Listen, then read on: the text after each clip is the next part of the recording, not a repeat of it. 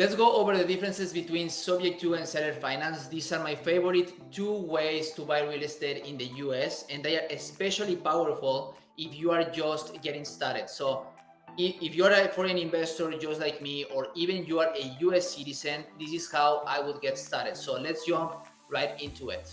Okay, so I'm gonna get my whiteboard right here. Okay, cool. This looks solid. So we have subject 2, we have seller finance. Let's start with subject 2. Subject 2 means that you are taking over someone else's existing loan. There is already debt in place, and instead of getting a new loan, you just take over the payments. That's it. So you can do this with anything, not just with houses, with cars, with businesses, with phones, with computers. If there is existing financing in place, you might be able to take over the payment. So in fact, to make it fun, if you're watching this, drop something in the comments that you think can be bought subject to, and I bet I can prove you wrong. So let's start with an iPhone analogy. I don't know what it is, but when I talk about buying a house subject to, everyone overthinks it. But when I talk about buying a car or iPhone subject to, people understand it way better. So let's start with an iPhone analogy again. So let's say that you are out there and you just bought an iPhone 16, okay? It costed you, let's draw an iPhone right here. I'm gonna do right here the Apple. You bought it for $1,000, okay? But instead of paying it cash, you finance it through Apple, okay? So let's say that Apple, the payment plan with Apple, is, let's say, $50 a month for 20 months. So this is their payment plan. Okay, cool. Well, now let's say a few months go by and you have made 2 payments. Okay, so you have paid $100 and you still owe $900. Okay, so let's say that 2 months go by. Again, I'm gonna write it here so it's visual. You have made 2 payments, so you have paid $100, okay, and you owe $900. Okay, so now it's time to sell, but for some reason the market is telling you that this iPhone is not longer worth $1,000. Okay, so you want your $1,000 back, but the market is telling you that it's worth $600, $700. I don't know, but just below $1,000 and below $900. In this situation, talking about houses, this would be something called that it's low equity, or you don't have equity on the house. You are underwater. Okay, so you just bought this iPhone. Now you are looking to sell. You are underwater. You have to spend money to sell this iPhone, which is crazy. Okay, so everyone is coming in to go back. Everyone is coming in and they are offering you $700, $800, and you are like, there is no way I'm selling this iPhone for lower than what I bought it for. But what if someone comes along and says, hey, I will give you $100 right now, which is what you have paid so far, and I will take over the rest of your monthly payments to Apple. And boom, that is subject to. So they are not getting a new loan. They are just taking over the existing payment plan that you have with Apple. Now, that is subject to. So just to make it visual, here is the seller, here is you, here is the buyer, okay?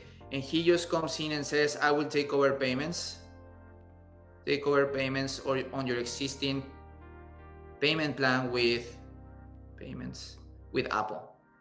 I just make these $50 payments a month, and I give you a down payment of $100 down payment. So this is by an iPhone subject to. Now let's talk about seller finance. So let's create a similar scenario.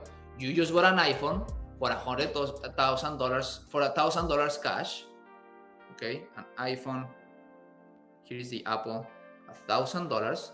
But hey, I don't know if you heard me there. I said cash. So instead of creating a payment plan with Apple, and Apple is creating debt there, so when it's time to sell that iPhone, you are selling it with existing debt in place.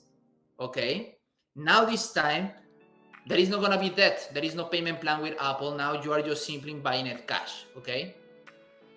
But now let's say payment plan. I'm gonna put it like this. Payment plan. No payment plan, okay? So now let's say a couple of months go by again, but the market tells you again that this used iPhone that you have is only worth $700, okay? $700 worth if someone comes in and pays cash for it, okay? So you are like, what the hell? I just bought this iPhone 2 months ago and I want my $1,000 back, okay? So it takes you 1-2 more months to sell it. No, you don't have no luck. Everyone is coming in at $600, $700, and you are not taking those offers. But what if someone comes along and says, hey, what if I give you $50 a month for 20 months? And you say, oh, this is too long. I mean, I don't want to wait 20 months for me to pay me $1,000, okay? And then you go back and forth with that person. And what if you end up negotiating, hey, would you be open to taking $100 a month for 10 months? And you say, yeah, we can do that, okay? So now you are acting like the bank. You are creating a payment plan for the buyer. So there was no loan on the iPhone, but now you are creating debt by financing it for the new buyer. Okay, so that's seller finance. So let's do a recap. Okay, I already wrote some things down so it's more efficient. So as you can see here, on a subject to, there is the loan already exists. The buyer pays bank on seller's behalf. Terms are already set. On seller finance, that no loan exists. Seller creates new payments and buyer pays seller directly, okay? And then you negotiate terms back and forth between the seller and the buyer. Okay, there are 4 things when it comes to terms or structuring a seller finance. It is purchase price, number 1, down payment, interest rate, and length of time. These terms right here, when it comes to subject to, are already set by the bank, okay? Which is the payments that you are taking over. On a seller finance, they can be structured, as people like to call it, however you want, okay, between the seller and the buyer. So now I want to go over with a real example with houses, okay? So I just bought a house here in Houston. I bought it subject to. When it comes to houses, there are 2 documents, okay? There is what is called the mortgage, which is the debt, and the deed, which is the ownership. What happened here is the seller. Here is me as the buyer. What happens is that I took over the existing loan payments on this house, which is the mortgage, the loan payments, the mortgage payments, and the deed transferred to me, ownership, so I can have control of the house. This mortgage, it stays on the seller's name. And that's essentially it.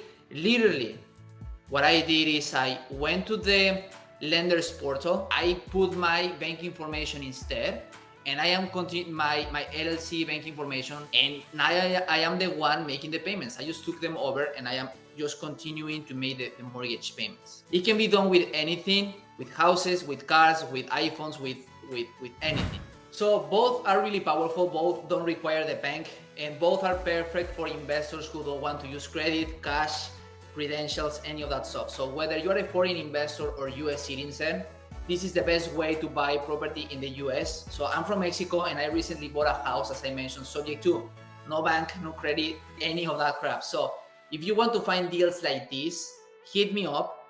Again, don't forget to drop a comment here and tell me one thing that cannot be solved or bought subject to, and or send me a DM on Instagram, and I'm happy to chat and help you get started. So that's all, and I will see you on the next video.